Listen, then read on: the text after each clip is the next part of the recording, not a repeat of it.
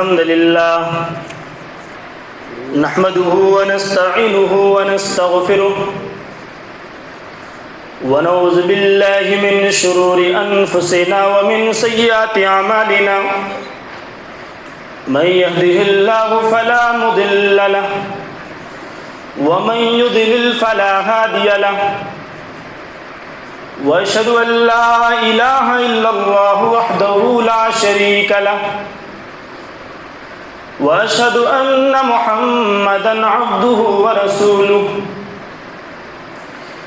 يا أيها الذين آمنوا اتقوا الله حق تقاته ولا تموتن إلا وأنتم مسلمون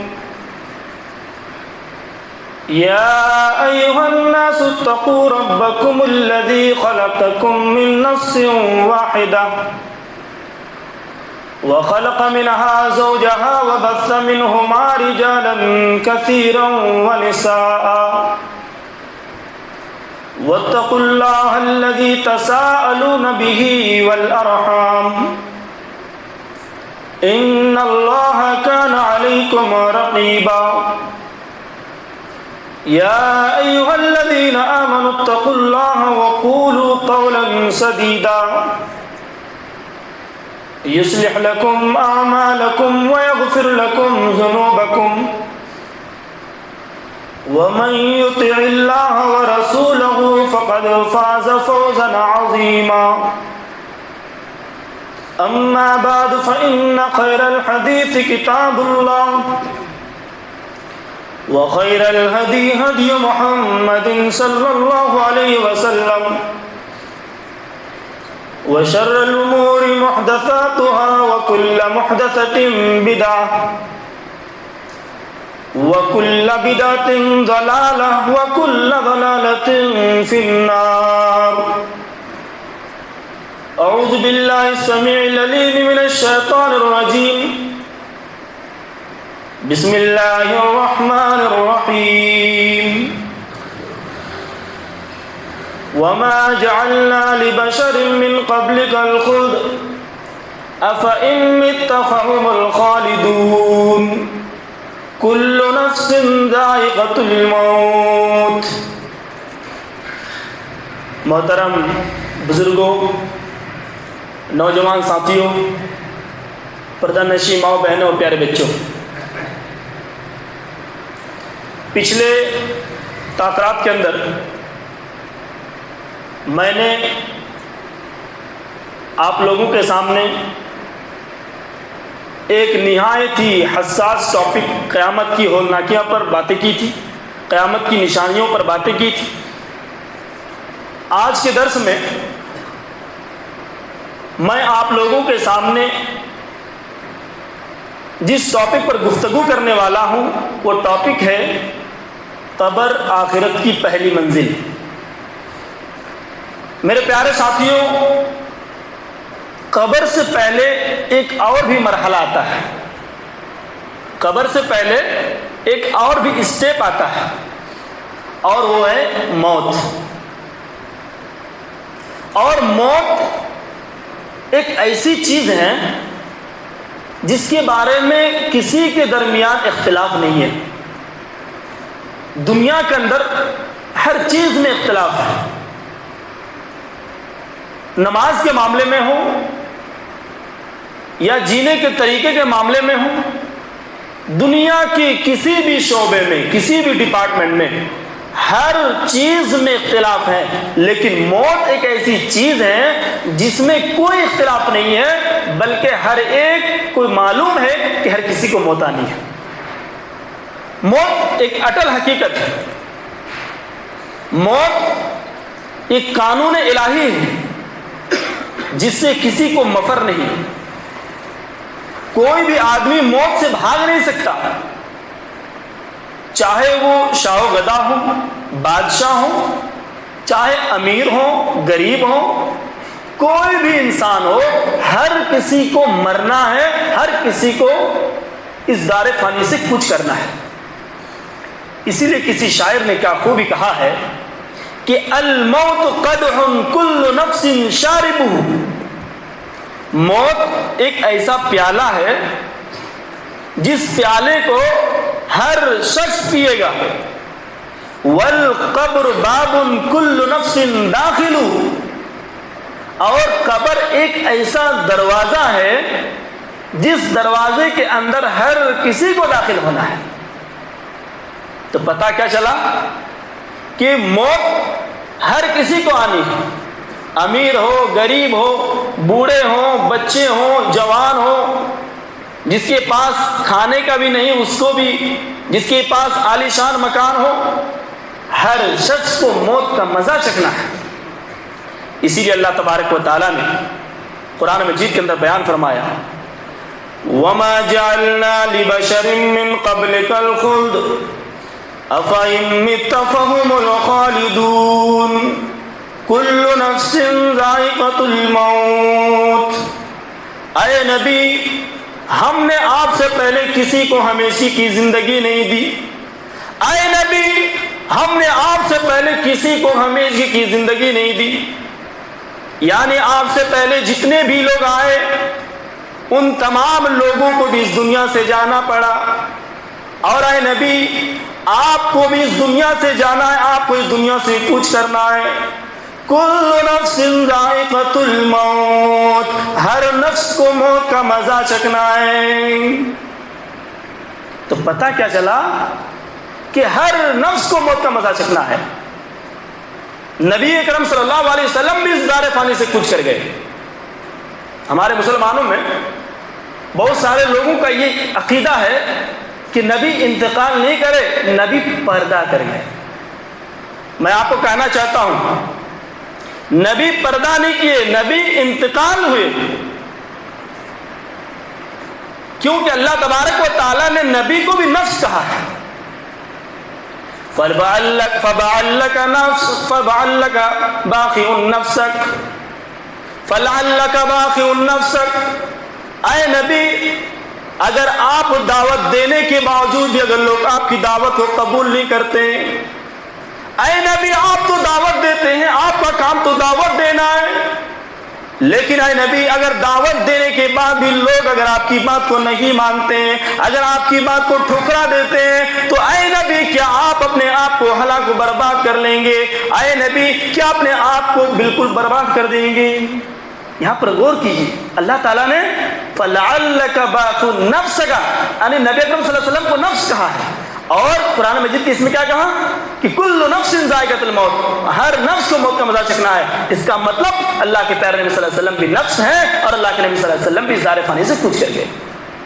اس لیے ایک شاعر نے بڑے اچھے جملے کہا ہے لو کان فی الدنیا بقاء لما مات خیر المرسلین محمد. اگر دنیا کے اندر کسی کو ہمیشہ کی زندگی ہوتی، اگر دنیا کے اندر کسی کو ہمیشہ رہنے کی زندگی ملتی تو جناب محمد رسول اللہ صلی اللہ علیہ وسلم اس دار فانی سے کچھ نہ کرتے، جناب محمد رسول اللہ صلی اللہ علیہ وسلم کا انتقال نہ ہوتا. اللہ کے پیارے نبی صلی اللہ علیہ وسلم بھی اس دار فانی سے کچھ کر گئے. اور نبی اکرم صلی اللہ علیہ وسلم سے پہلے بھی جتنے بھی انبیاء کرام آئے وہ سارے کے سارے لوگوں کو بھی موت کا مزہ چکھنا پڑا ہے. صحیح بخاری کی روایت حضرت ابو ہریرہ رضی اللہ تعالیٰ عنہ بیان فرماتے نبی اکرم صلی اللہ علیہ وسلم نے ارشاد فرمایا ارسل ملک الموت الی موسیٰ فلما جاءه سکه فرجع الیہ. نبی اکرم صلی اللہ علیہ وسلم فرماتے ہیں کہ جب اللہ تبارک و تعالیٰ نے موت کے فرشتوں کو موسیٰ علیہ السلام کے پاس بھیجا، جب اللہ کا فرشتہ حضرت موسیٰ علیہ السلام کے پاس آیا تو حضرت موسیٰ علیہ السلام نے اس فرشتے کو ایک تھپڑ مار دیا جس سے اس فرشتے کی آنکھوں کی بینائی چلی گئی. وہ فرشتہ اللہ تبارک و تعالیٰ کے پاس لوٹ کر کے جاتا ہے اور جانے کے بعد کہتا ہے اے اللہ تو نے مجھے ایک ایسے بندے کے پاس بھیجا ہے جو موت کا تمنا نہیں کرتا، موت وہ نہیں چاہتا ہے. قالا تو اللہ تبارک و تعالیٰ نے فرمایا ارجع فإنہم، اے میرے فرشتے تو پھر حضرت موسیٰ علیہ السلام کے پاس جاؤ اور جانے کے بعد اس سے کہو کہ اپنا ہاتھ کسی بیل کے اوپر رکھے اور رکھنے کے بعد اس کے ہاتھ میں جتنے بھی بال آئے ہر ایک بال کے بدلے میں اس کو 1 سال کی زندگی دی جائے گی۔ وہ فرشتہ حضرت موسیٰ علیہ السلام کے پاس آتا ہے اور آنے کے بعد کہتا ہے اے موسیٰ علیہ السلام، اللہ نے مجھے یہ حکم دے کر کے بھیجا ہے کہ آپ اپنا ہاتھ ایک بیل کے اوپر رکھیں اور رکھنے کے بعد آپ کے ہاتھ میں جتنا بال آئے گا اس ہر بال کے بدلے میں آپ کو 1 سال کی زندگی دی جائے گی۔ قال تو موسیٰ علیہ السلام نے کہا یا ربی ثم ماذا، اے اللہ اس کے بعد کیا ہے؟ قال تو اللہ تبارک و تعالیٰ نے فرمایا ثم الموت، اس کے بعد موت ہے۔ قال تو اس رشتے نے کہا فالآن، تب تو موت ہر حالت میں آنی ہے۔ تو اس حدیث سے کیا پتہ چلا؟ اس حدیث سے یہ پتہ چلا کہ موت ہر حالت میں آنی ہے، موت سے کسی کو چھٹکارا نہیں ہے میرے پیارے ساتھی۔ ہو سکتا ہے کسی کو لمبی عمر مل جائے، 100 سال 150 سال کی زندگی مل جائے، وہ الگ بات ہے، لیکن موت تو آنی ہے۔ اور جب کسی انسان کے موت کا وقت آ جاتا ہے تو 1 سیکنڈ نہ پہلے آتا ہے نہ بعد میں آتا ہے، جیسا کہ اللہ رب العالمین نے قرآن مجید کے اندر بیان فرمایا وَلَن يُؤَخِّرَ اللَّهُ نَفْسًا إِذَا جَاءَ أَجَلُهَا إِنَّ اللَّهَ خَبِيرٌ بِمَا تَعْمَلُونَ۔ اللہ تبارک و تعالیٰ فرماتا ہے جب کسی انسان کی موت کا وقت قریب آتا ہے، جب کسی انسان کی قبض عصوری سے پرواز کرنے کا وقت قریب آتا ہے تو 1 سیکنڈ نہ پہلے آتا نہ 1 سیکنڈ بعد میں آتا ہے۔ واللہ خبیر بما تعملون، اللہ تبارک و تعالی ہر چیز جانتا ہے جو تم کرتے ہو۔ میرے پیارے ساتھیوں، موت ایک ایسی چیز ہے جو نہ 1 سیکنڈ پہلے نہ 1 سیکنڈ بعد میں آتی ہے۔ کسی کو معلوم نہیں ہے کہ ہم کہاں مریں گے، ہمارا انتقال کہاں ہوگا، ہم کب مریں گے، کسی کو معلوم نہیں ہے۔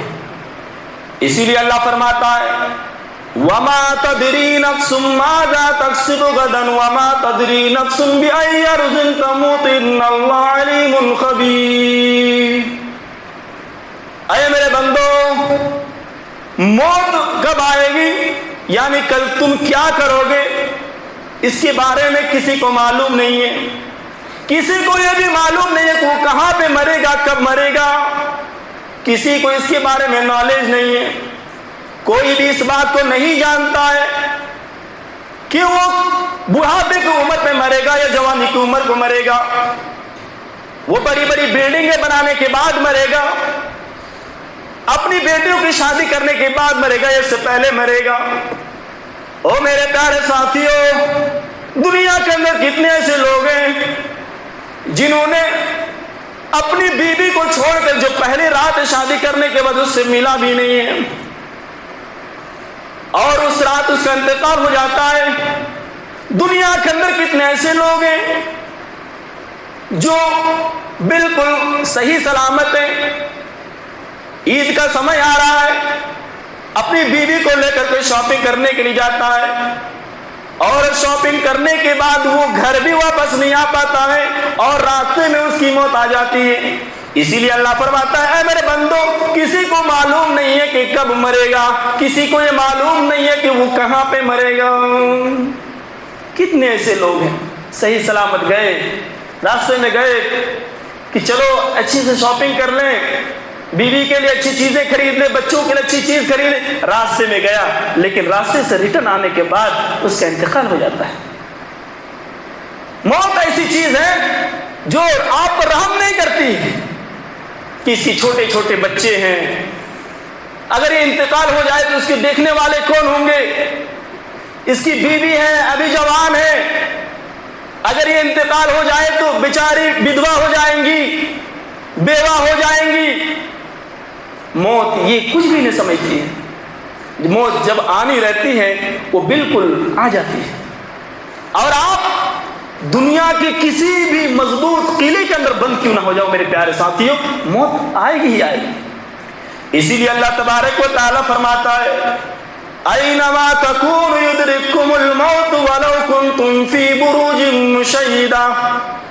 اے میرے بندو، تم دنیا کے اندر کسی بھی مضبوط قلعے کے اندر بند کیوں نہ ہو جاؤ، اگر تم مضبوط قلعے کے اندر بند ہو جاؤ اور تم یہ سوچو کہ تمہیں ابھی موت نہیں آئے گی، اے میرے بندو یہ مت سوچنا، بلکہ دنیا کے کسی مضبوط قلعے کے اندر بند کیوں نہ ہو جاؤ، اگر موت آنی رہے گی تو تمہیں ضرور آ کر کے ہی رہے گی۔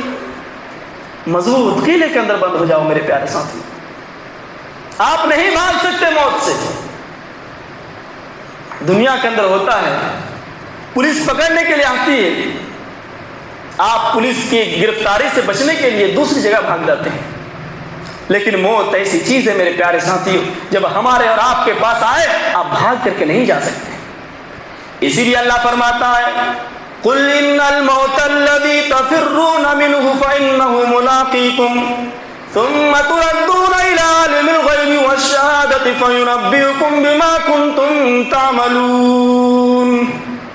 اے میرے نبی، آپ لوگوں کو یہ بتا دیجئے، اے میرے نبی آپ لوگوں کو اعلان کر دیجئے، آپ لوگوں کو یہ بتا دیجئے کہ آپ جس موت سے بھاگ رہے ہو یہ موت تو تمہیں ضرور آ پکڑے گی، یہ موت تو تم سے ضرور آنکھوں میں آنکھ ملا کر کے باتیں کرے گی۔ اے میرے بندو تمہیں موت تو ضرور آ پکڑے گی۔ قُلْ إِنَّ الْمَوْتَ الَّذِي تَفِرُّونَ مِنْهُ فَإِنَّهُ مُلَاقِيكُمْ ثُمَّ تُرَدُّونَ إِلَىٰ عَالِمِ الْغَيْبِ وَالشَّهَادَةِ۔ اور اللہ تبارک و تعالی اس بات کو بھی جانتا جو تم چھپے طور پر کرتے ہو، اور اللہ تبارک و تعالیٰ اس بات کو بھی جانتا جو تم ظاہری طور پر کرتے ہو۔ فَيُنَبِّئُكُم بِمَا كُنتُمْ تَعْمَلُونَ۔ اے میرے بندے، اللہ تبارک و تعالیٰ موت کو اس لیے بھیجتا ہے تاکہ جب موت آ جائے اور جب تمہاری روح قبض سے عنصری سے پرواز کر جائے، اے میرے بندو جب تم میرے پاس آؤ تو میں تمہیں وہ ساری چیزیں کھول کھول کر کے بتاؤں جو تو دنیا کے اندر کر کے آئے ہو۔ اللہ تبارک و تعالیٰ موت کو اس لیے بھیجتا ہے تاکہ ہماری ساری چیزوں کو کھول کھول کر اللہ تبارک و تعالیٰ بتا سکے۔ اس لیے میرے پیارے ساتھی، یہ جو زندگی ہمیں ملی ہے، موت آنے سے پہلے اپنے آپ کو جنت کے اندر داخل کرنے والا بنا لو۔ موت آنے سے پہلے آپ نیک اعمال کر لو، موت آنے سے پہلے آپ اللہ کے راستے میں صدقہ و خیرات کر لو، ورنہ جب موت آ جائے گی آپ کو صدقہ و خیرات کرنے کا موقع بھی نہیں ملے گا۔ اسی لیے اللہ تبارک و تعالیٰ فرماتا ہے وَأَنفِقُوا مِمَّا رَزَقْنَاكُم مِّن قَبْلِ أَن يَأْتِيَ أَحَدَكُمُ الْمَوْتُ فَيَقُولَ رَبِّي لَوْلَا أَخَّرْتَنِي إِلَىٰ أَجَلٍ قَرِيبٍ فَأَصَّدَّقَ وَأَكُن مِّنَ الصَّالِحِينَ۔ اے میرے بندو، تم اللہ تبارک و تعالیٰ کے راستے میں خرچ کرو۔ اے میرے بندو، تم اپنے موت سے پہلے اللہ تبارک و تعالیٰ کے راستے میں خرچ کرو، اللہ تبارک و تعالیٰ کے راستے میں صدقہ و خیرات کیا کرو، کیونکہ جب ایک انسان کی موت آ جائے گی تو انسان کہے گا اللہ میں جب زندہ تھا، اے اللہ میں نے تیرے راستے میں خرچ نہیں کیا تھا، لیکن اے اللہ تو مجھے ایک مرتبہ مہلت دے دے، اے اللہ تو مجھے ایک مرتبہ چانس دے دے، اے اللہ تو مجھے ایک مرتبہ اپورچونٹی دے دیجئے، اے اللہ میں اس لیے اپورچونٹی نہیں مانگ رہا ہوں، اے اللہ میں اس لیے موقع نہیں مانگ رہا ہوں کہ میں دنیا میں جا کر کے دولت بنا لوں، اے اللہ میں اس لیے دنیا میں جانا نہیں چاہتا ہوں کہ میں گھر جا کر کے بینک بیلنس بناؤں، اے اللہ میں دنیا میں اس لیے جانا نہیں چاہتا ہوں کہ میں دنیا کے اندر جا کر اپنی بیٹیوں کی شادی کراؤں، اے اللہ میں اس لیے دنیا کے اندر جانا چاہتا ہوں کہ فَأَصَّدَّقَ وَأَكُن مِّنَ الصَّالِحِينَ، اے اللہ میں دنیا کے اندر جاؤں اور جا کر کے ڈھیر سارے صدقہ و خیرات کروں اور میں نیک لوگوں میں سے ہو جاؤں۔ انسان تمنا کرے گا مرنے کے بعد، اے اللہ موقع دے دیجیے۔ میرے بھائیوں، ابھی ہمیں موقع ملا ہے، اپورچونٹی ملی ہے، اس موقع کو ہم گنوا دیتے ہیں، لیکن جب مر جائیں گے کہے گا اللہ موقع دے دیجیے، اللہ کہے گا کہ نو چانس، تمہیں موقع نہیں دیا جائے گا، تم کو موقع دیا گیا تھا، تم نے اس کو گنوا دیا، اب موقع نہیں دیا جائے گا۔ انہا کلمۃ ہوا قائلها، اے میرے بندے یہ تو تمہارے بس کہنے کی بات ہے، بس تم اس لیے کہہ رہے ہو کہ تم نے اپنے آنکھوں سے میرے عذاب کو دیکھ لیا ہے۔ اے میرے بندے جب تم دنیا کی زندگی میں جی رہا تھا ہم نے تمہیں زندگی دی تھی، لیکن تم نے اس زندگی کو ویسے ہی گنوا دیا، اس لیے اے میرے بندو اب تمہیں دوبارہ زندہ نہیں کیا جائے گا، یعنی اب تمہیں دوبارہ جو ہے زندہ کر کے دنیا کے اندر نہیں بھیجا جائے گا، بلکہ تمہیں ابھی آخرت کی زندگی میں تمہیں زندگی بتانی ہے۔ میرے پیارے ساتھیوں، اس لیے ہمیں اور آپ کو چاہیے کہ ہم اس موت کو یاد کریں، اس موت کو یاد کریں۔ بہت افسوس ہوتا ہے کتنے ایسے لوگ ہیں جو اپنے کندھوں پر کئی جنازے کو اٹھا چکا ہو، جنہوں نے اپنے ہاتھوں سے کئی لوگوں کو دفنا چکا ہے، جنہوں نے اپنے آنکھوں سے کئی میتیں دیکھ چکے ہیں، کتنے لوگوں کو مرتے ہوئے دیکھ چکے ہیں، کتنے ایسے لوگ ہیں جنہوں نے اپنے کانوں سے کتنے لوگوں کے مرنے کی خبر سنی ہے، لیکن وہ میرے پیارے ساتھیوں یہ ساری چیزوں کو دیکھنے کے بعد بھی ہمیں یہ ہوش نہیں آتا، ان ساری چیزوں کو دیکھنے کے بعد ہم اپنے آخرت کی فکر نہیں کرتے۔ آپ ذرا سوچیں میرے پیارے ساتھی، آپ کے عمر کے، آپ کے دوست، آپ کے رشتہ دار میں، آپ کے ریلیشن میں آپ کے ساتھ اٹھا کرتے تھے، بیٹھا کرتے تھے، لیکن وہی انسان ان کی موت آ گئی، وہ دنیا چھوڑ کر کے چلے گئے، آج وہ آپ کے ساتھ نہیں رہا۔ اس لیے میرے بھائیوں آپ اس موت کو یاد کرو۔ اس لیے امام ابن قدامہ رحمہ اللہ نے موت کے حوالے سے لوگوں کو 3 قسموں میں ڈیوائڈ کیا ہے۔ پہلا وہ شخص جو موت کو بہت زیادہ یاد کرتا ہے، پہلا وہ شخص جو موت کو کبھی یاد نہیں کرتا، اور جب موت کا خیال آتا ہے تو اس کو گھن محسوس ہوتی ہے، اس کو نفرت کرتے ہیں۔ اسی طرح دوسرا وہ شخص جو موت کو بہت زیادہ یاد کرتا ہے اور اللہ تعالیٰ سے ڈرتا رہتا ہے۔ اسی طرح تیسرا وہ شخص جو موت کو ہمیشہ یاد کرتا ہے اور موت کو یاد کرنے کے بعد وہ جلدی سے جلدی اللہ رب العالمین سے ملنے کا خواہش مند ہوتا ہے۔ امام ابن قدامہ کہتے ہیں کہ ان تینوں میں سب سے اچھا تیسرا نمبر والا ہے، اور اس کے بعد دوسرا نمبر، اور سب سے گھٹیا اور محروم قسمت پہلا شخص ہے جو موت کو یاد بھی نہیں کرتا اور موت سے بالکل غفلت ہے۔ اس لیے میرے بھائیوں دنیا کی ان لذتوں میں اگر آپ پڑے ہوئے ہو تو موت کو یاد کرو، کیونکہ ان لذتوں کو، ان خواہشوں کو ختم کرنے والی چیز اگر کوئی ہے تو وہ موت ہے۔ اللہ کے پیارے نبی صلی اللہ علیہ وسلم فرماتے ہیں، حضرت ابو ہریرہ رضی اللہ تعالیٰ عنہ بیان فرماتے ہیں، اکثر ذکر حازم اللذات الموت، اے لوگوں تم زیادہ سے زیادہ موت کو یاد کیا کرو، کیونکہ موت ایسی چیز ہے فَإِنَّهُ لَمْ يَدُمْ أَحَدٌ ضَيْقٍ مِّنَ اللَّهِ إِلَّا وَسَّعَهُ عَلَيْهِ، کیونکہ جب ایک انسان خوشحالی میں اس موت کو یاد کرتا ہے، جب ایک انسان اس موت کو تنگی کی حالت میں یاد کرتا ہے تو اللہ تبارک و تعالیٰ اس کو خوشحالی بنا دیتا ہے۔ اور میرے پیارے ساتھیوں اس لیے آپ جب بھی بیٹھے، جہاں بھی بیٹھے، آپ کی فکر آخرت ہونی چاہیے، آپ ہمیشہ موت کو یاد کریں تاکہ آپ زیادہ سے زیادہ آخرت کی تیاری کر سکیں۔ اللہ کے پیارے نبی صلی اللہ علیہ وسلم سے پوچھا گیا کہ اللہ کے رسول سب سے بہتر آدمی کون ہے؟ اللہ تبارک و تعالیٰ کے نزدیک سب سے بہتر آدمی کون ہے؟ تو اللہ کے پیارے نبی صلی اللہ علیہ وسلم نے جواب دیا، احسنہم اخلاقا، اے میرے صحابہ تم مجھ سے یہ سوال کرتے ہو کہ سب سے افضل انسان کون ہے، تو یاد رکھو سب سے افضل اور سب سے بہتر انسان وہ ہے جس کا اخلاق اچھا ہو۔ پھر اس صحابی نے پوچھا اللہ کے رسول اس کے بعد کون سب سے زیادہ عقل مند ہے، کون سب سے زیادہ ہوشیار آدمی ہے؟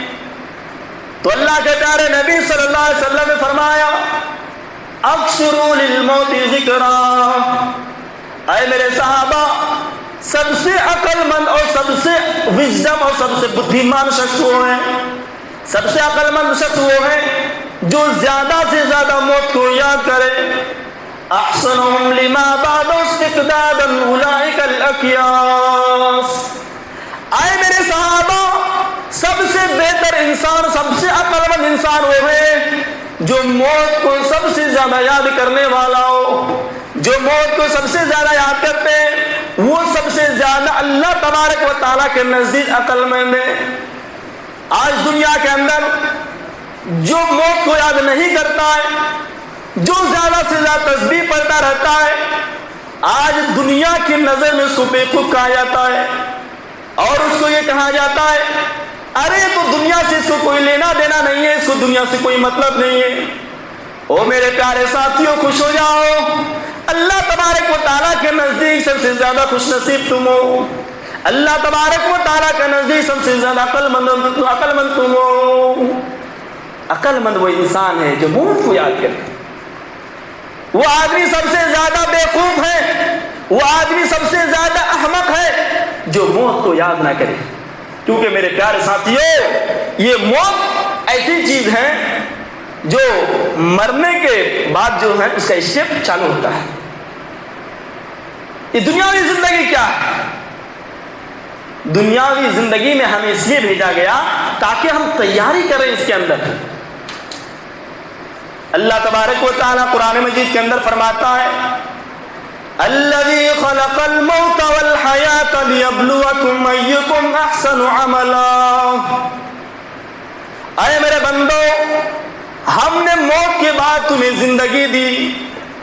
اے میرے بندو، ہم نے تمہیں موت کے بعد زندگی اس لیے دی لیبلوکم ایکم احسن عملا، تاکہ ہم تمہارا پریچھا لے سکے، تاکہ ہم تمہارا ٹیسٹ لے سکے، تاکہ ہم تمہارا امتحان لے سکے کہ تم میں سے کتنے لوگ کی اچھے عمل کر کے آئے۔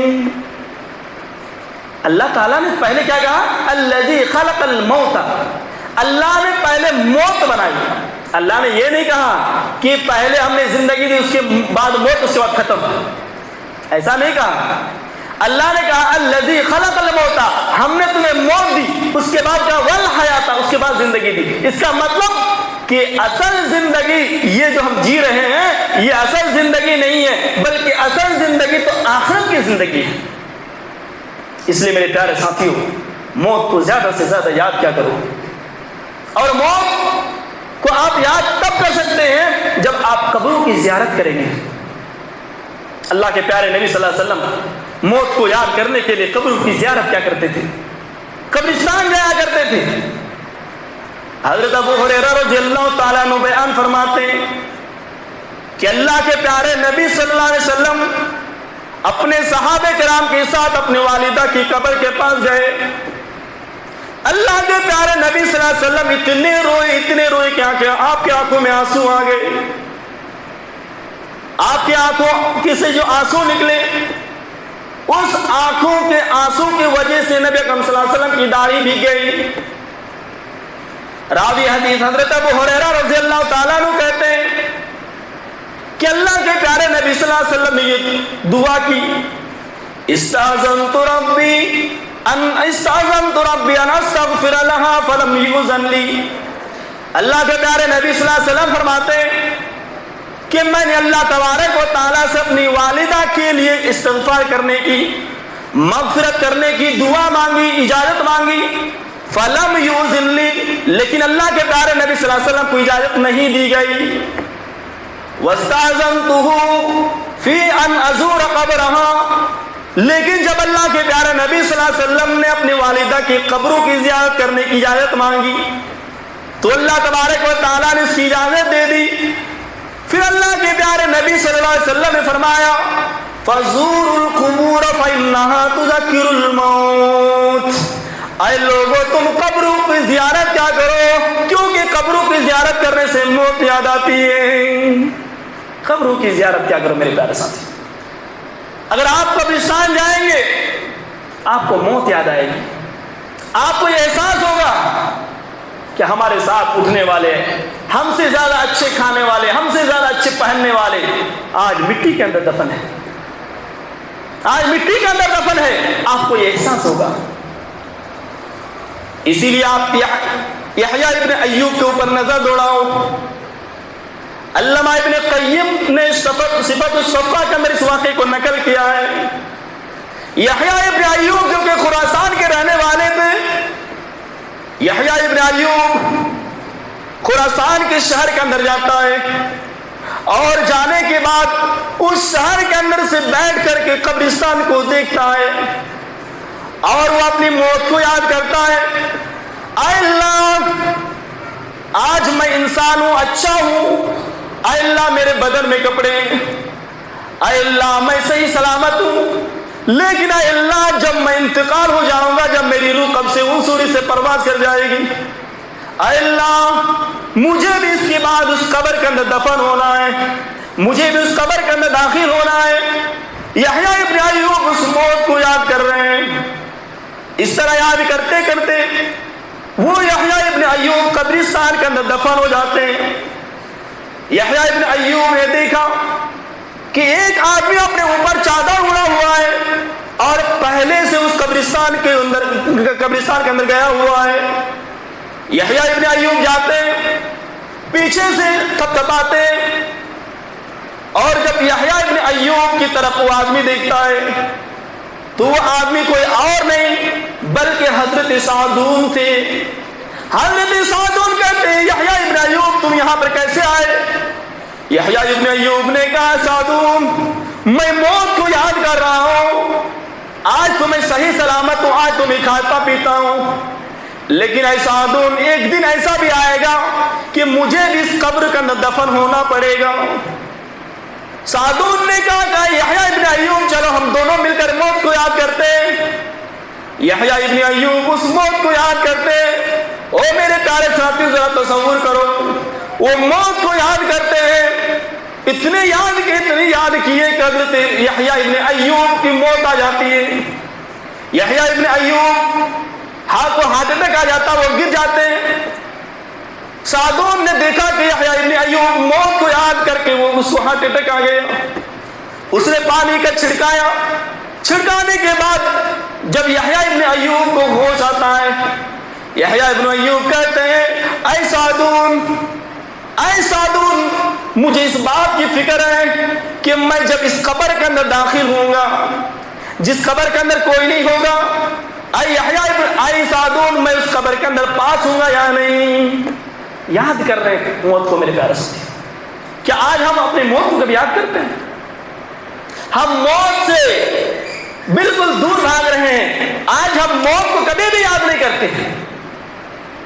ایک بہت بڑے بادشاہ رہنے والے تھے، بہت بڑے بادشاہ سکندر بادشاہ، وہ اپنے محل میں رہتا تھا لیکن وہ موت کو یاد کرنے کے لیے قبرستان جاتا تھا۔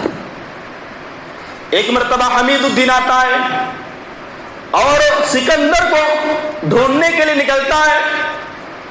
جب حمید الدین سکندر بادشاہ کے پاس پہنچتا ہے، پتہ چلتا ہے کہ سکندر بادشاہ تو گھر میں نہیں ہے بلکہ وہ موت کو یاد کرنے کے لیے قبرستان گئے ہوئے ہیں۔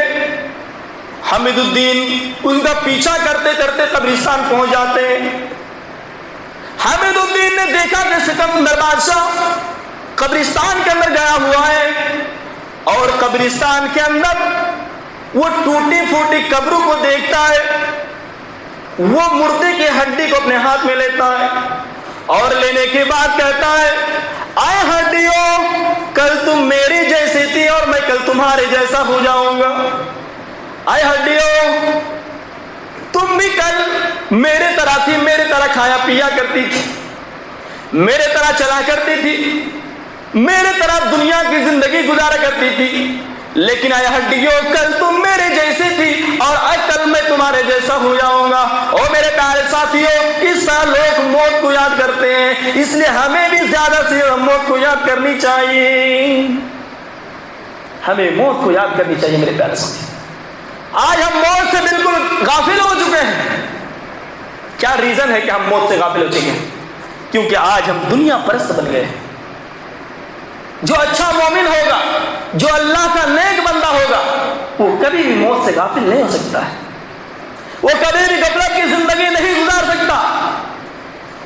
اس کی مثال آپ یہ لیجئے کہ کوئی آدمی ہے جس کو ایک پر خطر والا راستہ تیار کرنا ہے، اس آدمی کے دماغ میں یہ ہمیشہ چلتا رہے گا کہ ہم اس راستے کو کیسے کراس کریں، ہم اس راستے کو کیسے پار کریں۔ بالکل اسی طرح ایک اچھے مومن یہ ہمیشہ سوچتا رہتا ہے کہ ہم موت کے بعد کی زندگی کیسے پاس کریں۔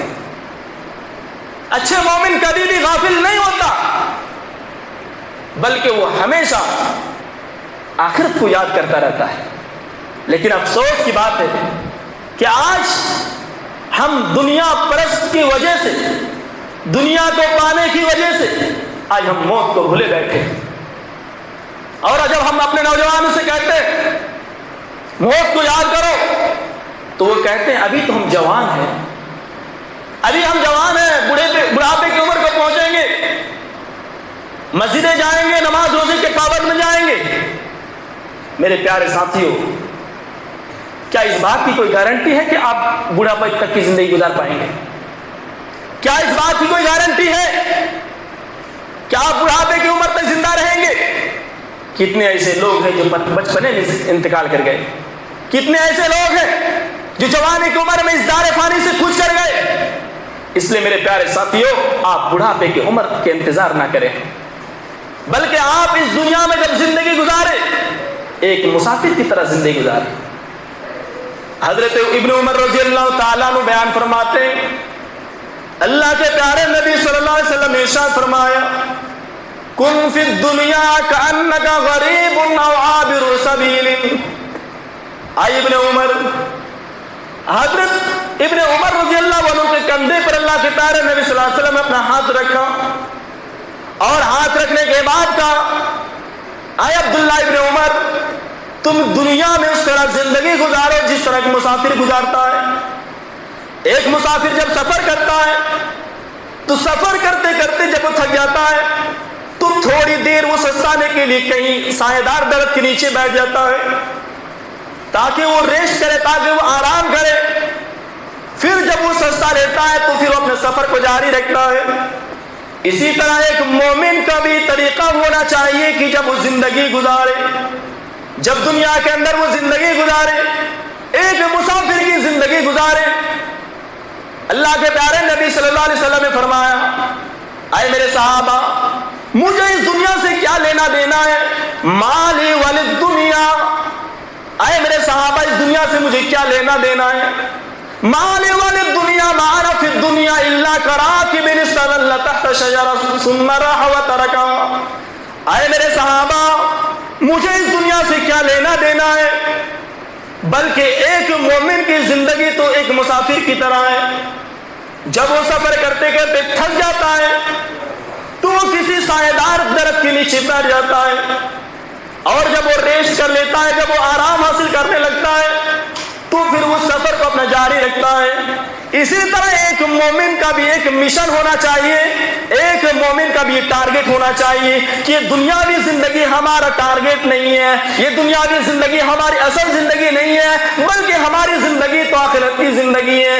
اس لیے میرے نوجوانوں، آپ یہ نہ کہو کہ ہم بڑھاپے کی عمر کو پہنچیں گے تب عبادت کر لیں گے۔ اللہ کے پیارے نبی فرماتے ہیں، اذا امسیت فلا تنتظر الصباح، اے لوگوں، جب تم شام کر لو تو صبح کے انتظار نہ کرو۔ وَإِذْ أَصْبَحْتَ فَلَا تَنْتَظِرِ الْمَسَاءَ، اے لوگوں، جب تم صبح کر لو تو شام کا انتظار نہ کرو۔ وَخُذْ مِنْ صِحَّتِكَ لِمَرْضِكَ، اور تم تندرستی کے حالت میں عبادت کر لو کہ اگر تم بیمار ہو جاؤ تو بیماری کے حالت میں کافی ہو جائے۔ اے لوگوں، وَخُذْ مِنْ صِحَّتِكَ لِمَرْضِكَ وَمِنْ حَيَاتِكَ لِمَوْتِكَ، اور اللہ تبارک و تعالیٰ نے جو تمہیں زندگی دی ہے، اس زندگی کے اندر اتنی عبادت کر لو کہ مرنے کے بعد تمہارے لیے کافی ہو جائے۔ اس لیے یہ مت کہو کہ اب ہم جوان ہیں، جب ہم کسی سے کہتے ہیں کہ بھائی صاحب نماز پڑھو، کہتے ہیں مولانا جمعہ کے دن سے نماز پڑھیں گے، 2 دن کے بعد سے نماز پڑھیں گے۔ میرے پیارے ساتھی، ذرا دل پہ ہاتھ رکھ کے بتاؤ، کیا گارنٹی ہے کہ آپ جمعہ کے دن تک زندہ رہیں؟ ہو سکتا ہے جمعہ کے دن سے پہلے بھی آپ اظہار پانی سے کچھ کر جائیں. اس لیے آپ اس دنیا کے چکر میں آپ غافل مت ہو. میرے پیارے ساتھی، دنیاوی زندگی کیا ہے؟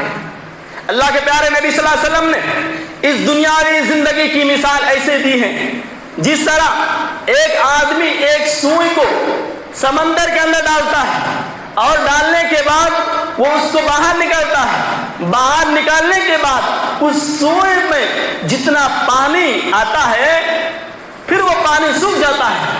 اسی طرح یہ دنیاوی زندگی ہے کہ یہ دنیاوی زندگی ہمیشہ نہیں رہتی.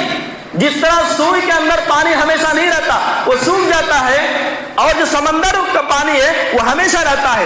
اسی طرح یہ جو دنیاوی زندگی ہے یہ ہمیشہ رہنے والی نہیں ہے، بلکہ آخرت کی زندگی وہ ہمیشہ رہنے والی ہے. اس لیے میرے پیارے ساتھیوں، دنیا کے چکر میں اپنے آخرت کو برباد نہ کرو. اللہ کے پیارے نبی صلی اللہ علیہ وسلم ایک مرتبہ راستے میں جا رہے تھے. ایک صحابی کو کہا کہ اے میرے صحابہ، ایک بات بتاؤ، ایک مری ہوئی بکری ہے، مری ہوئی بکری کا بچہ ہے، تم اس کو خرید لو. صحابہ کرام نے کہا اللہ کے رسول، آپ خریدنے کی بات کہتے ہیں، اگر یہ بکری کا بچہ مجھے فری میں مل جائے پھر بھی میں نہیں لوں گا، کیونکہ تو مرا ہوا ہے. اللہ کے پیارے نبی صلی اللہ علیہ وسلم نے کتنا بہترین جواب دیا. اے میرے صحابہ، تمہارے نزدیک اس بکری کی جتنی ویلو نہیں ہے، اسی طرح اللہ تبارک و تعالیٰ کو اس مری ہوئی بکری سے بھی زیادہ اس دنیا کی کوئی اہمیت نہیں ہے. یہ دنیاوی زندگی کے چکر میں اپنے آخرت کو برباد کر رہے ہیں. ذرا سوچو کہ دنیاوی زندگی کیا ہے. میرے پیارے ساتھیوں، یہ دنیا کی زندگی کچھ بھی نہیں ہے. اس لیے آپ ہمیشہ موت کو یاد کیا کرو، کیونکہ موت ایک ایسی چیز ہے، ایسی سختی کا عالم ہوتا ہے.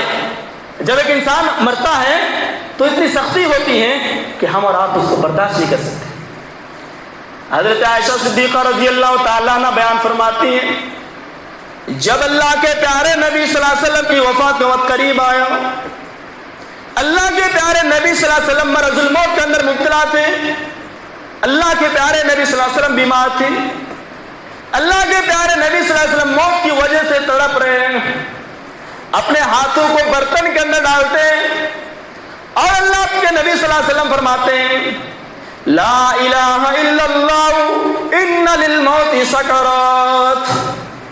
اللہ تبارک و تعالیٰ کے سوا کوئی معبود نہیں ہے. یقیناً یہ موت تو بالکل خطرناک چیز ہے، یہ موت تو بالکل بھیانک چیز ہے. میرے پیارے ساتھیوں، موت ایک ایسی چیز ہے کہ ایک انسان پر جب آتی ہے ان کو بہت ہی بھاری تصور ہوتا ہے. حضرت ابو دردہ رضی اللہ عنہ ایک صحابی ہے، وہ جب موت کو یاد کرتے اور جب ان کے مرنے کا وقت قریب آیا تو رونے لگے. تو ابو دردہ رضی اللہ عنہ کی بیوی نے کہا، اے ابو دردہ، آپ کیوں رو رہے ہیں؟ آپ تو اللہ کے نبی صلی اللہ علیہ وسلم کے صحابہ ہو، آپ کو رونے کی کیا ضرورت ہے؟ ابو دردہ رضی اللہ عنہ نے کہا، اے میری بیوی، مجھے ڈر لگ رہا ہے کہ آخرت کا سفر کیسے طے ہوگا. آخرت کا سفر کیسے طے ہوگا، مجھے اس بات کا ڈر ہے. میرے پیارے ساتھیوں، ذرا تصور کرو کہ صحابہ کرام موت کی سفر کے لیے تیاری کرتے کہ ہم اس راستے کو کیسے کراس کریں گے، لیکن ہم اور آپ اتنے گنہگار ہیں پھر بھی ہم اس راستے میں پار کرنے کے لیے تیاری نہیں کرتے.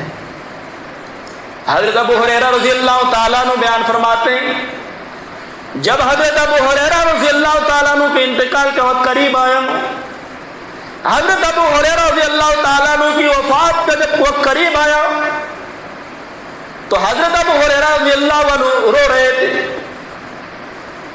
لوگوں نے کہا کہ ابو ہریرہ، آپ تو ایک ایسے صحابی ہیں جو سب سے زیادہ حدیث و روایت کرنے والے ہیں.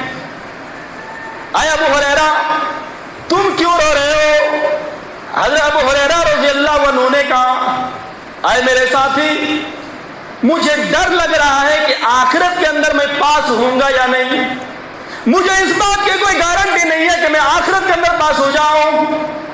اس لیے میرے ساتھیوں، اے میرے صحابہ، اے میرے ساتھی، میں اس لیے ڈر رہا ہوں، ذرا سوچو میرے پیارے ساتھیوں، حضرت ابو ہریرہ رضی اللہ عنہ اس لیے رو رہے ہیں کہ میں آخرت کے اندر پاس ہو پاؤں گا یا نہیں، ہم آخرت کے اندر پاس ہو پائیں گے یا نہیں، اس بات کے ڈر کی وجہ سے رو رہے ہیں۔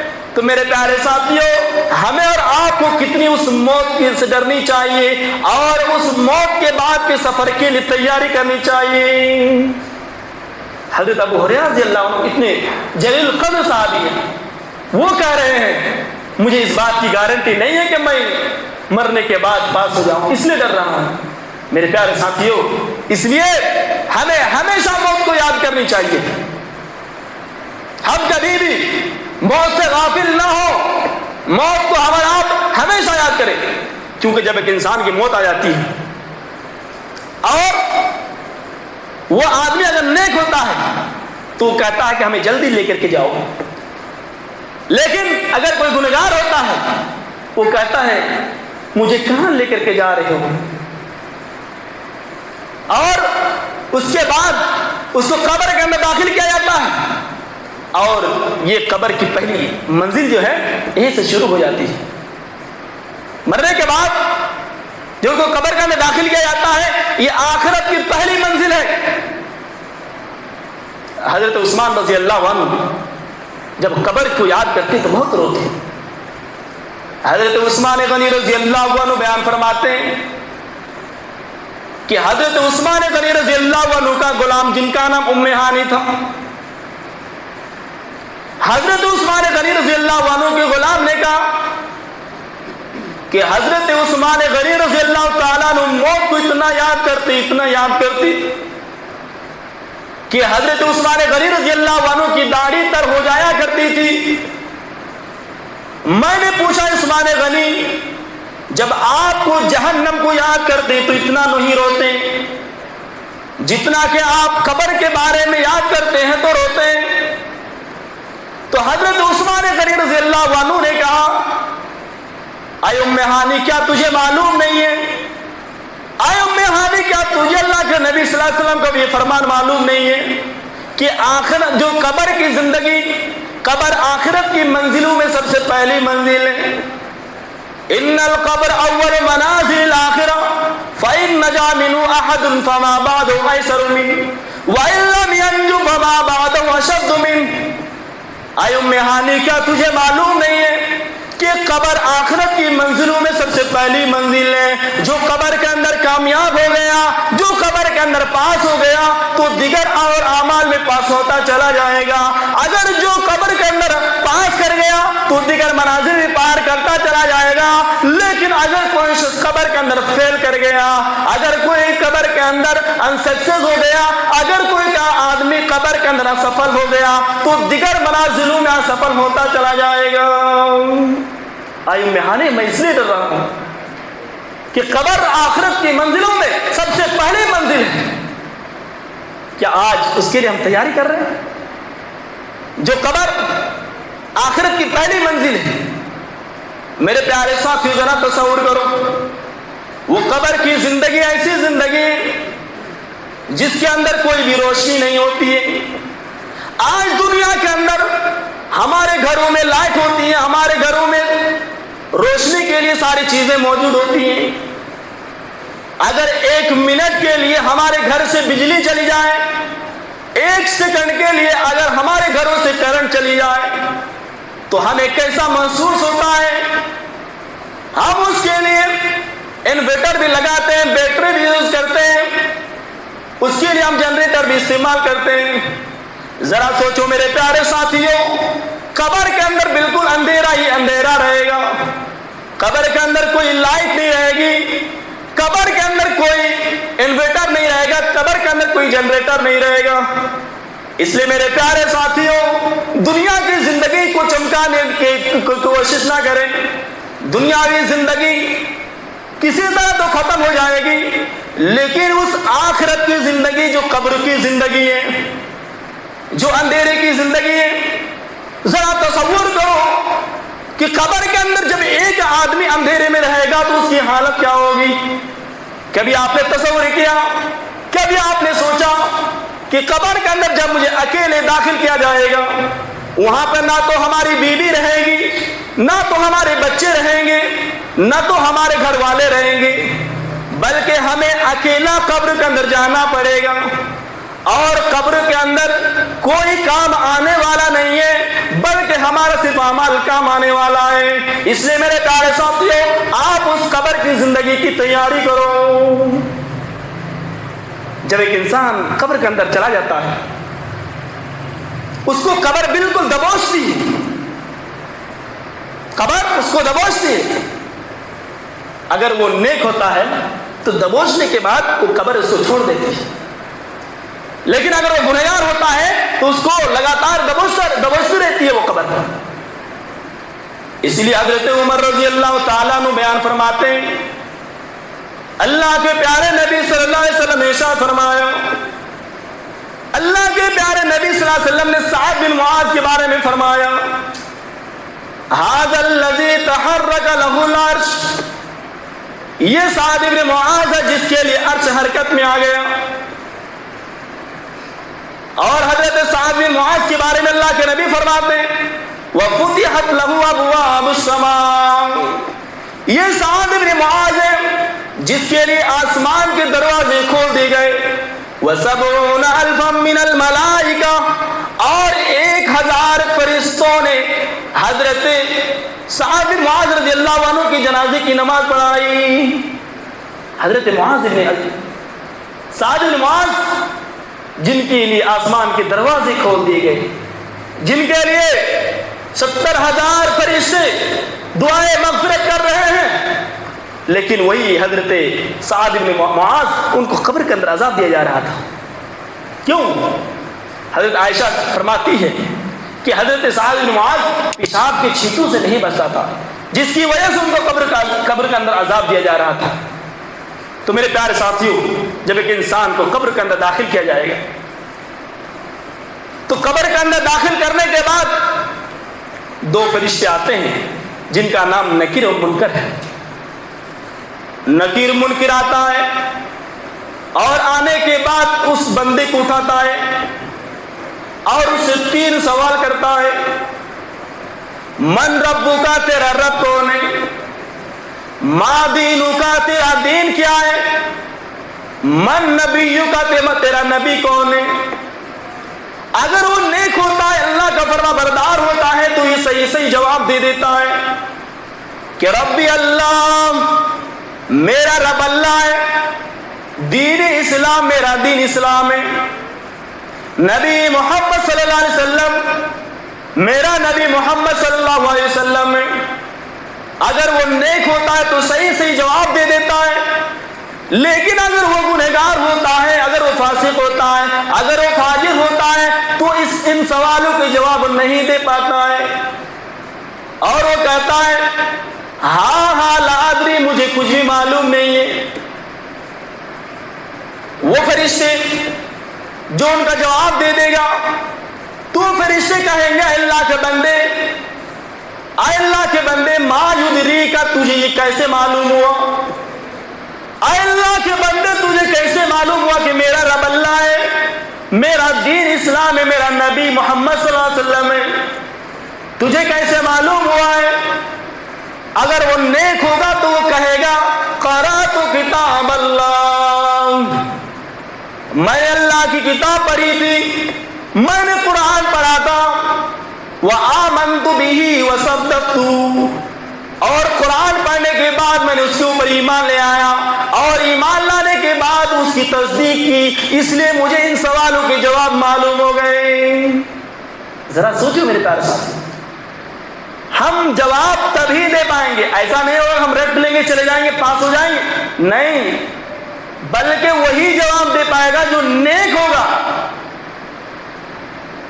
اور اس جملے پہ غور کیجئے کہ بندہ کہے گا قرأ تو کتاب اللہ، میں نے کتاب پڑھی تھی۔ ذرا سوچو کہ جو اللہ کی کتاب نہیں پڑھتا، جو رمضان مبارک کے مہینے کے پانے کے بعد وہ قرآن کو کھول کر کے نہیں دیکھتا، موبائل سے ٹائم پاس کرتا ہے، گیم کھیلتا ہے، لوڈو کھیلتا ہے، فری فائر کھیلتا ہے، ذرا سوچو کہ وہ قبر کے اندر پاس ہو پائے گا یا نہیں؟ قبر کے اندر وہ فیل کر جائے گا۔ جب ایک انسان قبر کے اندر صحیح جواب دے دے گا،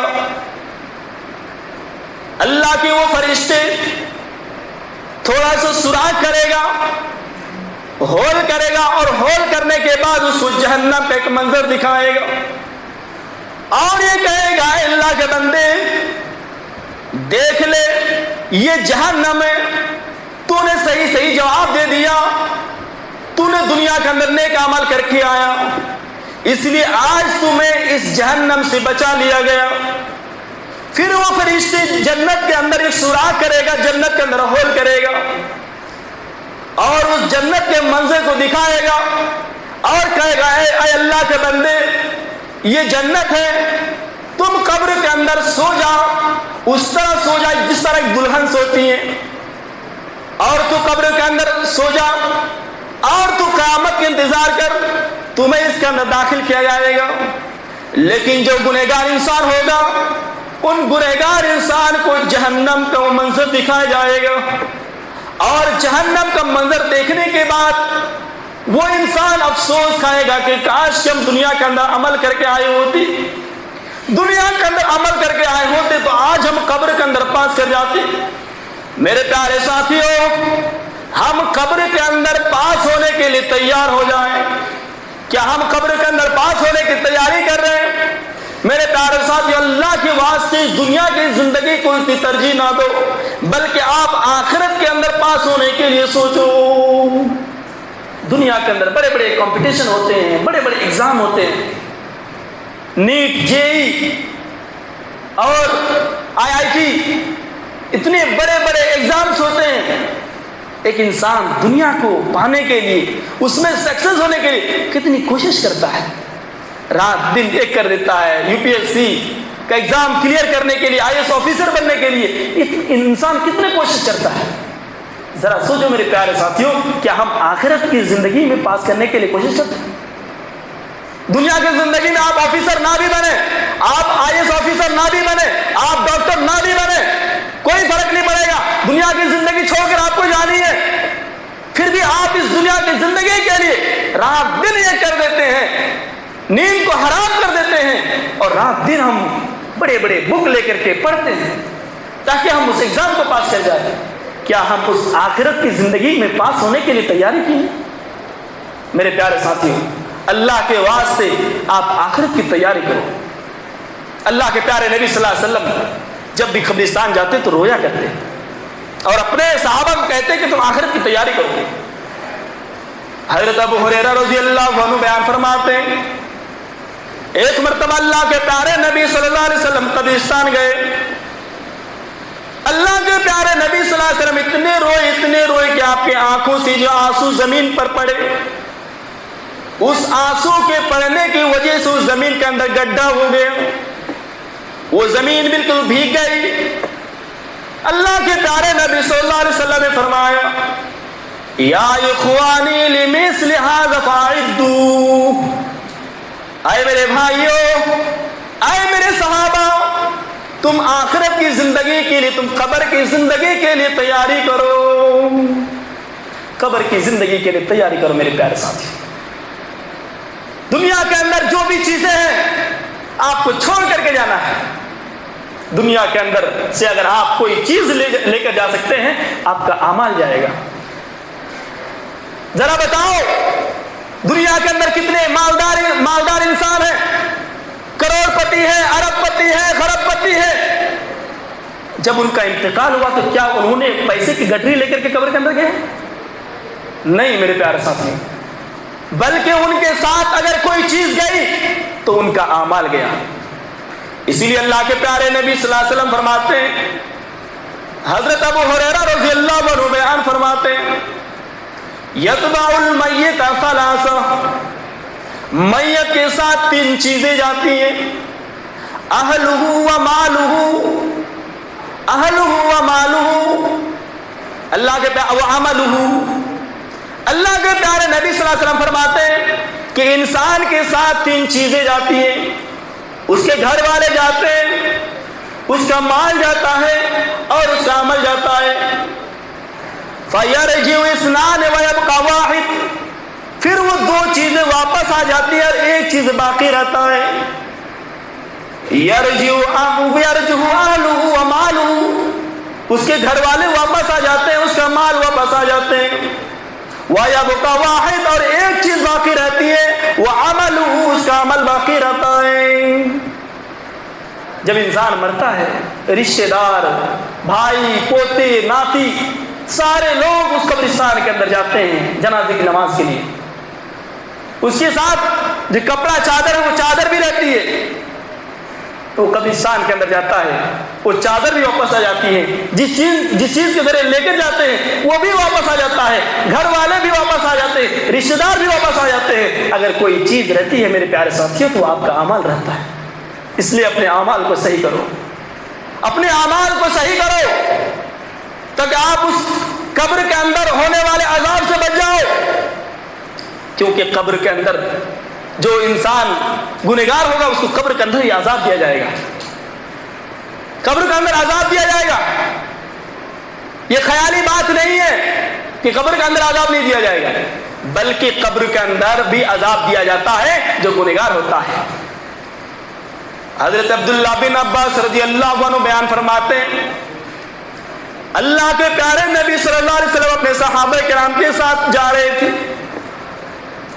اللہ کے پیارے نبی صلی اللہ علیہ وسلم بنو نجار کے باغ میں پہنچے، اللہ کے پیارے نبی صلی اللہ علیہ وسلم نے فرمایا، اے میرے صحابہ، کیا تجھے معلوم ہے ان قبر والوں کے بارے میں پتہ ہے؟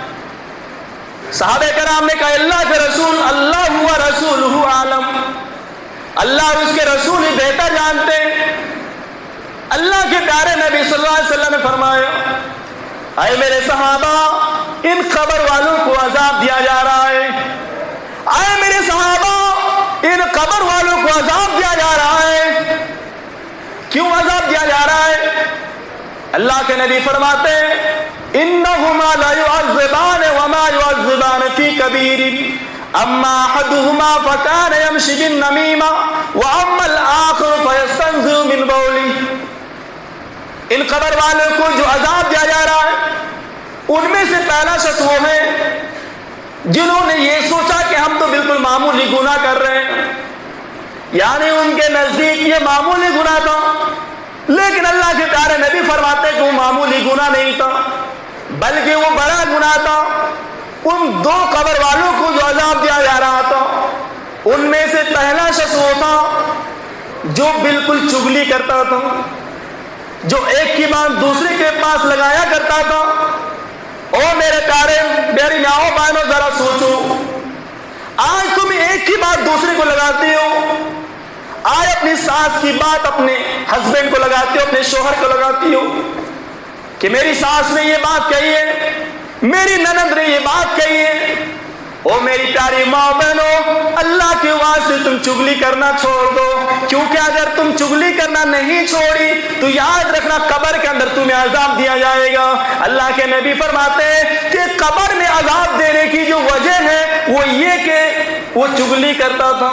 وَأَمَّا الْآخِرُ فَيَسْتَنزِعُ مِنْ بَوْلِهِ، دوسرا وہ آدمی جس کو یہ عذاب دیا جا رہا تھا قبر کے اندر، اس کو اس لیے عذاب دیا جا رہا تھا کیونکہ وہ دنیا کے اندر پیشاب کی چھینٹوں سے بچا نہیں کرتا تھا۔ او میرے نوجوانوں، ذرا سوچو، آج تم کھلے میدان کے اندر جہاں بھی ہوتے ہو تم کھڑے ہو کر کے پیشاب کر دیتے ہو، پیشاب کرنے کے بعد تم پانی بھی نہیں لیتے ہو۔ ذرا یاد کرو میرے نوجوانوں، اگر تم نے پیشاب کی چھینٹوں سے نہیں بچا تو یاد رکھنا تمہیں قبر کے اندر عذاب دیا جائے گا۔ قبر کے اندر عذاب ہوتا ہے، یہ مت سوچیں کہ قبر کے اندر عذاب نہیں ہوتا ہے، قبر کے اندر بالکل عذاب ہوتا ہے۔ اللہ کے پیارے نبی صلی اللہ علیہ وسلم فرماتے ہیں کہ قبر کے اندر بالکل عذاب ہوتا ہے، پہلے مجھے معلوم نہیں تھا قبر کے اندر عذاب دیا جاتا ہے۔ اللہ کے پیارے نبی صلی اللہ علیہ وسلم کے گھر پہ ایک یہودی عورت نوکری کرتی تھی۔ جب حضرت عائشہ رضی اللہ عنہ کوئی اچھا کام کرتی تو وہ یہودی عورت کہتی کہ اللہ تمہیں قبر کے عذاب سے بچائے۔ حضرت عائشہ رضی اللہ عنہ نے یہ بات سنی تو اللہ کے پیارے نبی صلی اللہ علیہ وسلم سے کہا کہ اللہ کے رسول، جب میں اس نوکرانی کے ساتھ اچھا سلوک کرتی ہوں تو وہ یہ کہتی ہیں کہ اللہ تمہیں قبر کے عذاب سے بچائے۔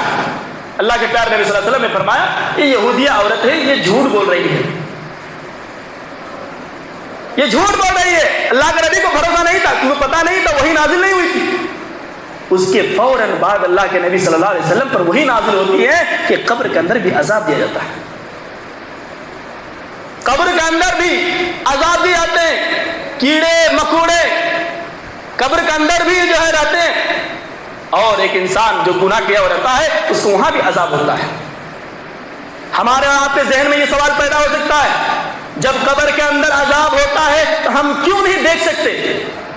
کیا کوئی آدمی دیکھ کر کے آیا ہے کہ قبر میں عذاب ہو رہا ہے؟ اگر قبر کے اندر عذاب ہوتا ہے تو دکھائی کیوں نہیں دیتے؟ میرے پیارے ساتھیوں، قبر کے بارے میں ہمارا یہ ایمان ہے، عقیدہ ہے، جتنا قرآن اور حدیث کے اندر بتایا گیا ہے۔ اور یہ بات جان لے کہ قبر کے عذاب کے بارے میں یہ غیبی امور ہے۔ قبر کے اندر عذاب ہو رہا ہے، ہمیں اس لیے معلوم نہیں پڑ رہا ہے یا ہمیں اس لیے نہیں دکھائی دے رہے، اس کے پیچھے ریزنز ہیں۔ پہلا ریزن یہ ہے، اگر کسی شخص کو معلوم ہو جائے کہ قبر کے اندر عذاب دیا جا رہا ہے تو جو دنیا کے اندر زندگی گزار رہے ہیں لوگ، وہ لوگ پریشان رہیں گے، وہ پریشان رہیں گے۔ تو اللہ ارحم الراحمین ہے، رحم کرنے والا ہے۔ اللہ تعالیٰ یہ نہیں چاہتا کہ میرے بندے جو زندگی گزار رہے ہیں وہ پریشانی کی زندگی گزاریں۔ اس وجہ سے قبر کے اندر جو عذاب ہوتا ہے انسان اور جن کو معلوم نہیں ہوتا، انسان اور جن کے علاوہ ہر کسی کو معلوم رہتا ہے کہ قبر کے اندر عذاب دیا جا رہا ہے۔ پہلا ریزن کہ اگر قبر کے عذاب کے بارے میں پتہ چل جائے تو لوگ ہمیشہ پریشان میں رہیں گے۔ دوسرا ریزن یہ ہے کہ اگر کوئی شخص قبر کے اندر داخل ہو گیا، اگر اس کو قبر کے اندر عذاب دیا جائے تو اس کی رسوائی ہوگی، اس کی ذلت ہوگی کہ دیکھو فلاں آدمی کو عذاب دیا جا رہا ہے، اس کے گھر والے جو زندگی گزار رہے ہیں اس کو لوگ تانے دیں گے۔ تو اس ذلت سے بچانے کے لیے، اس رسوائی سے بچانے کے لیے ہمیں قبر کے اندر جو عذاب دیا جاتا ہے وہ ہمیں سنائی نہیں دیتا۔ اسی طرح تیسرا ریزن کہ قبر کے اندر اگر عذاب ہوتا ہے لیکن ہمیں سنائی جو ہے نہیں دیا جاتا، ہمیں اس کے بارے میں معلوم نہیں ہوتا، معلوم نہیں پڑتا ہے کہ قبر میں عذاب ہوتا ہے، اس کا تیسرا ریزن یہ ہے کہ اگر ہمیں پتہ چل جائے کہ قبر میں عذاب ہو رہا ہے تو ہم اپنے مردے کو دفن کرنا چھوڑ دیں گے۔ اسی لیے اللہ کے پیارے نبی صلی اللہ علیہ وسلم فرماتے ہیں فلولا اللہ تدافنوا لدعوت اللہ یسمعکم من عذاب القبر۔ آئے میرے صحابہ، اگر مجھے اس بات کا ڈر نہیں ہوتا کہ تم اپنے مردے کو دفن کرنا چھوڑ دو گے، فلولا اللہ تدافنوا لدعوت اللہ یسمعکم من عذاب القبر۔ آئے میرے صحابہ، اگر مجھے اس بات کا ڈر نہ ہوتا کہ تم اپنے مردے کو دفن کرنا چھوڑ دو گے تو میں اللہ تبارک و تعالیٰ سے دعا کرتا کہ اللہ تبارک و تعالیٰ تمہیں قبر کے عذاب کو سناتے۔ قبر کے عذاب ہم نہیں سن پا رہے ہیں، بس یہی وجہ ہے کہ اگر ہم سنیں گے ہم اپنے مردے کو دفن کرنا چھوڑ دیں گے۔ یاد رکھیں میرے پیارے ساتھیوں، قبر کا مطلب برزخ کی زندگی ہے۔ اس کا مطلب ہرگز یہ نہیں کہ قبر کے اندر عذاب ہوتا ہے تو ہم اس کو جلا دیں گے، نہیں۔ قبر کا مطلب پہلے سمجھیے، قبر کہتے کسے ہیں؟ قبر کا مطلب کہ موت کے بعد کی زندگی، جس کو ہم برزخ کی زندگی کہتے ہیں، وہ اصل ہے۔ اگر کسی آدمی کو چیل کھا لیا، کوئی آدمی پانی میں ڈوب کر کے سمندر میں مر گیا، اس کی لاش نہیں ملی، یا کسی آدمی کو جلا دیا گیا، تو کیا اس کا مطلب اس کو قبر میں عذاب نہیں دیا جائے گا؟ نہیں میرے پیارے ساتھیوں، قبر کا مطلب برزخ کی زندگی ہے، مرنے کے بعد والی جو زندگی، وہ اصل مراد ہے قبر کا مطلب۔ یہ نہیں ہے کہ ہم جلا دیں گے تو قبر کے عذاب سے بچ جائیں گے، نہیں میرے پیارے ساتھی۔ آپ صحیح بخاری کے اس روایت پر نظر دوڑائیے۔ امام بخاری شریف کے اندر قوم بنی اسرائیل کے ایک آدمی کا واقعہ بیان کیا۔ قوم بنی اسرائیل کے اندر ایک شخص رہتا تھا، جب اس کے مرنے کا وقت قریب آیا تو اس نے اپنے بچوں کو بلایا اور اپنے بچوں کو بلانے کے بعد کہا، اے میرے بچوں، جب میں مر جاؤں، جب میری روح قبض سے عنصر سے پرواز کر جائے، اے میرے بچوں تم مجھے آگ میں جلا دینا، اے میرے بچے تو اس کو جلا دینا، میری ڈیڈ باڈی کو جلا دینا، اور جلانے کے بعد اس کی راख کو تم کچھ کو سمندر میں بہا دینا، کچھ کو ہوا میں ادھر ادھر بکھیر دینا۔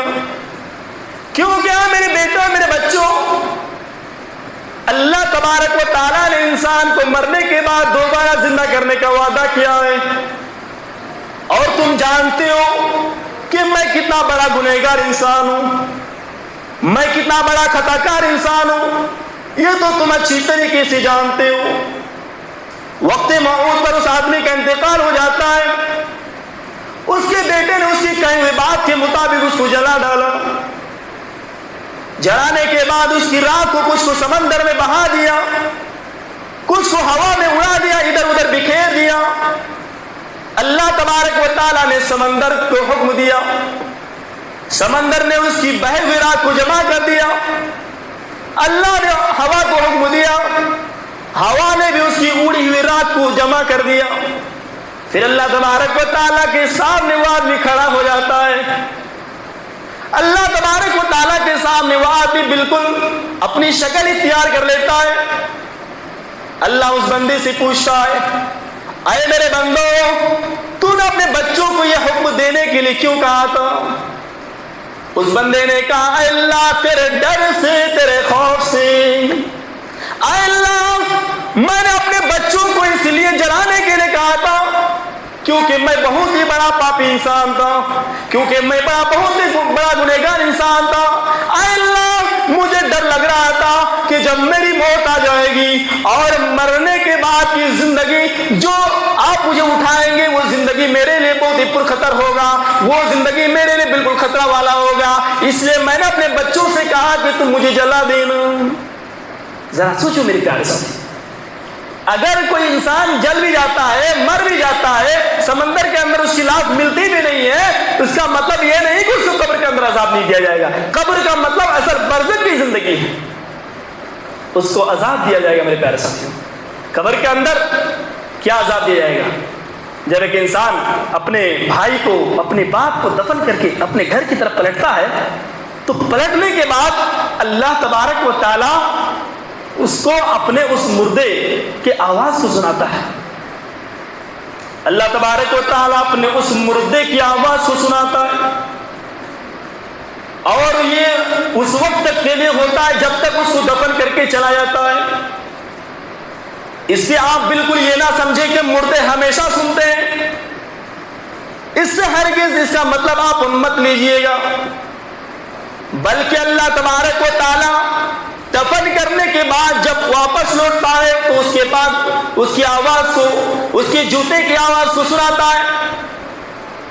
اس لیے سناتا ہے تاکہ اللہ تبارک و تعالیٰ اس بندے کو احساس کرائے کہ میں دنیا کے اندر جس کے لیے کمایا کرتا تھا، جس کے لیے میں نے نمازیں چھوڑی، جس کے لیے میں نے روزے چھوڑی، جس کے لیے میں نے حرام و حلال کی تمیز نہیں کی، میں نے بینک میں نوکری کیا، میں نے جوا کھیلا، میں نے سٹا بھی کھیلا، میں نے سود پہ، لون پہ میں نے پیسہ لے کر کے کاروبار بھی کیا، میں نے اپنی بیٹوں کی زندگی بنانے کے لیے، میں نے اپنی بیٹیوں کی زندگی بنانے کے لیے، میں نے اپنے بیٹوں کی زندگی بنانے کے لیے، اس کے لیے زمین و جائیداد خریدنے کے لیے، اس کے لیے بڑے بڑے مکان بنانے کے لیے، اس کی گاڑیاں خریدنے کے لیے میں دنیا میں حلال و حرام کی تمیز نہیں کرتا تھا۔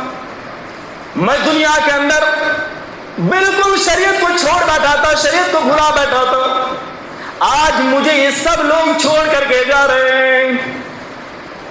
یہ ریزن ہے کہ مرنے کے بعد اللہ تعالیٰ ہمارے قدموں کے آواز کو، مردے کو سناتا ہے۔ سننے کے بعد جب چلا جاتا ہے، گنہگار انسان ہوتا ہے، اس کو ایک ہتھوڑا، ہیمر ہوتا ہے نا، اس کو ہتھوڑا لینے کے بعد کان اور سر کے بیچ میں اس کو ایک ہتھوڑے سے کیل ٹھوکا جاتا ہے، کانٹا ٹھوکا جاتا ہے۔ آپ ذرا سوچیں کیا حالت ہو سکتی ہے. ذرا سوچو میرے پیارے ساتھیوں، اگر ہمیں ذرا سا کانٹا چبھ جائے تو ہم سے یہ برداشت نہیں ہوتا ہے. آج اگر ہمارے گھروں میں فین نہ ہو، ہمارے گھروں میں اے سی نہ ہو، جس کی وجہ سے جب مچھر کاٹنے لگتا ہے تو ہمارا ہاتھ بالکل سوج جاتا ہے، ہماری باڈی سوج جاتی ہے. ہماری باڈی مچھر کے کاٹنے کے بھی اس درد کو برداشت نہیں کر پا رہی ہے. میرے پیارے ساتھیوں، ذرا سوچو کہ قبر کے اندر جب ہمارے کانوں میں، ہمارے سروں پہ، ہمارے آنکھوں میں جب کیل ڈالا جائے گا، جب ہتھوڑے سے کیل ٹھوکا جائے گا تو ہم سے کیسے برداشت ہوگا؟ ذرا سوچو میرے پیارے ساتھیوں، ذرا تصور کرو اور قبر کی زندگی میں جا کے دیکھو، قبرستان جا کے دیکھو. ہم سے کتنے مالدار، کتنے امیر، اچھی اچھی بلڈنگوں میں رہنے والے، اچھی اچھی گاڑیوں میں گھومنے والے، اچھے اچھے کھانے والے آج منو مٹی کے اندر دفن ہے. کبھی ہم نے سوچا اس کے بارے میں؟ گنہگار اگر آپ ہوں گے، قبر کے اندر آپ کو ہتھوڑا سے، کانٹی سے آپ کو کیل ٹھوکا جائے گا. اگر آپ گنہگار ہوں گے تو آپ کو قبر کے اندر آگ کا آپ کے لیے بستر تیار کیا جائے گا، آگ کا لباس تیار کیا جائے گا.